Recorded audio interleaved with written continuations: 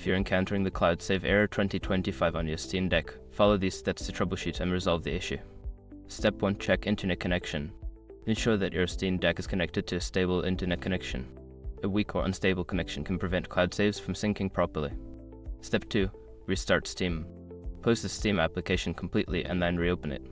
This can refresh the connection to the Steam servers and may resolve temporary issues with cloud saves. Step 3. Verify game files. Navigate to your game library, right-click on the affected game, and select Properties. Under the Local Files tab, click on Verify Integrity of Game Files. This process will check for any corrupted files and replace them. Step 4. Check Cloud Save Settings. Go to Steam Settings and ensure the cloud saving is enabled for the game in question. Sometimes, individual game settings can affect cloud save functionality. Step 5. Reboot your device. If the previous steps did not resolve the issue, try rebooting your Steam Deck. A fresh start can often fix lingering problems and help with cloud save synchronization. By following these steps, you should be able to resolve the Cloud Save error 2025 on your Steam Deck.